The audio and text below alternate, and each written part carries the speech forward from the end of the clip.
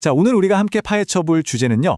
정말 강력한 아이디어 하나에서 시작합니다. 뭐냐면 우리의 인간관계가 사실은 우리도 몰랐던 우리 내면의 심리 세계를 그대로 비추어주는 거울이라는 거예요. 과연 이 거울을 통해서 우리는 우리 자신을 어떻게 더 깊이 들여다볼 수 있을까요? 오늘 우리가 이런 순서로 한번 이야기를 풀어가 볼 겁니다. 먼저 관계가 왜 거울이라고 하는지, 그리고 그 거울을 만드는 우리 마음속의 청사진은 대체 뭔지 알아볼 거고요. 그 다음엔 이 거울이 어떻게 우리를 교묘하게 속이는지, 그리고 마지막으로 어떻게 하면 이 거울을 깨끗하게 닦아서 나 자신을 선명하게 보고 성장할 수 있는지, 그 구체적인 방법까지 한번 차근차근 짚어보겠습니다. 자, 그럼 첫 번째 파트부터 시작해 볼까요? 여기서는요. 관계 속 갈등을 바라보는 우리의 관점 자체를 한번 완전히 뒤집어 보는 것에서부터 출발할 겁니다. 혹시 여러분 이런 경험 없으세요? 분명히 만나는 사람은 바뀌었는데 이상하게 계속 비슷한 패턴으로 싸우고 상처받는 그런 상황이요.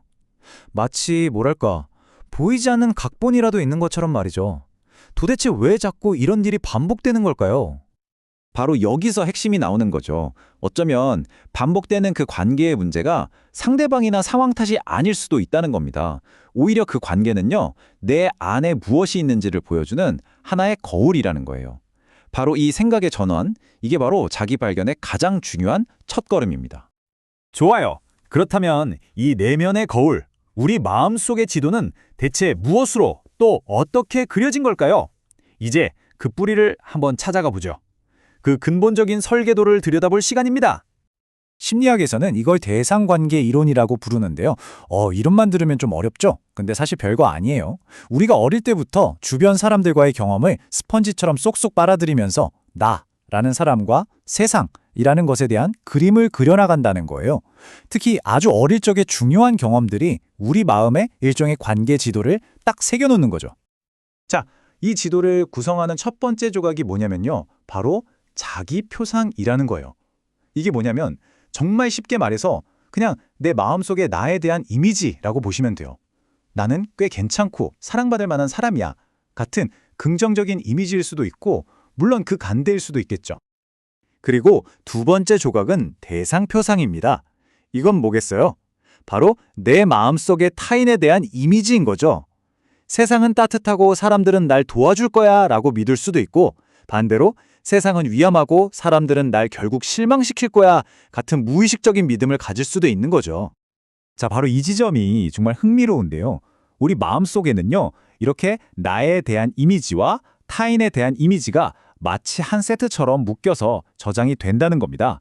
좋은 나, 다정한 세상이라는 경험 묶음, 그리고 부족한 나, 거부하는 세상이라는 경험 묶음, 이런 것들이 우리 마음의 지도를 이루고 있는 거죠. 그리고 우리는 나도 모르게 지금 만나는 사람들에게 이 낡은 지도를 더 씌워서 보고 있는 거고요. 자, 그럼 이 마음속 지도가 실제 우리 관계에서 어떻게 우리를 헷갈리게 만드는 걸까요? 이제부터 이 거울이 우리를 어떻게 속이는지 그 메커니즘을 한번 본격적으로 파헤쳐 보겠습니다. 가장 기본적이면서도 흔한 방식이 바로 투사예요. 말 그대로 던진다는 거죠. 뭘 던지냐? 내 안에 있는 불안이나 열등감처럼 내가 감당하기 힘든 불편한 감정들이요. 이걸 무의식적으로 다른 사람한테 휙 던져버리고는 내가 불안한 게 아니라 저 사람 때문에 불안한 거야 라고 생각해버리는 거죠. 그런데요. 여기서 한 단계 더 나아간 훨씬 더 교묘하고 강력한 게 있습니다. 그게 바로 투사적 동일시라는 건데요. 이건 그냥 내 감정을 상대에게 던지고 끝나는 게 아니에요.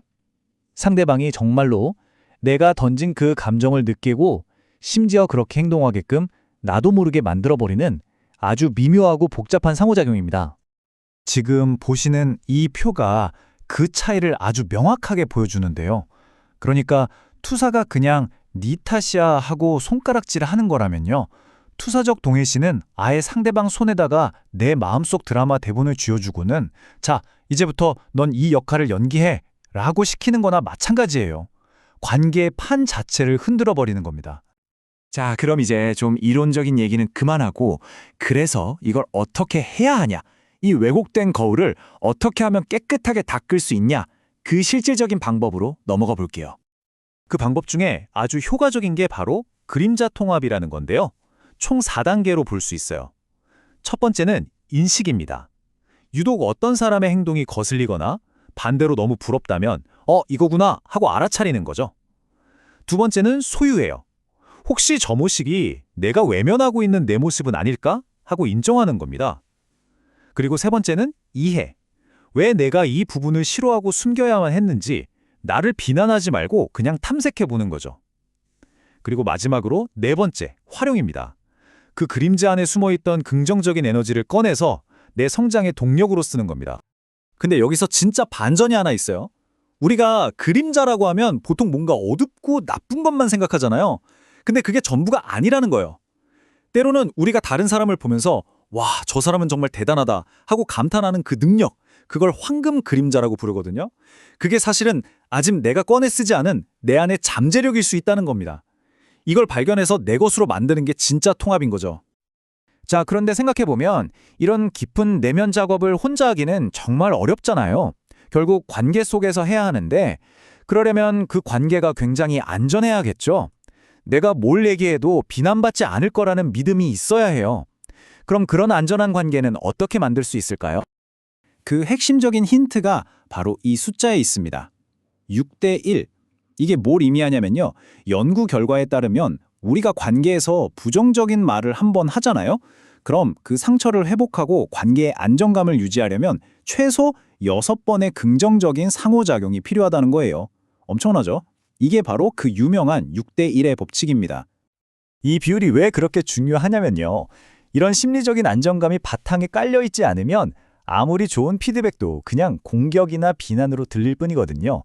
이런 안전한 땅 위에서만 우리는 서로를 비추는 이 관계라는 거울을 두려움 없이 건설적으로 활용할 수 있게 되는 겁니다. 결국 생각해보면 우리의 관계라는 게 그냥 만나서 즐거운 시간만 보내는 걸 넘어서는 것 같아요. 나 자신을 정말 솔직하게 마주하고 또 한 뼘 더 성장할 수 있게 해주는 아주 중요한 무대인 거죠.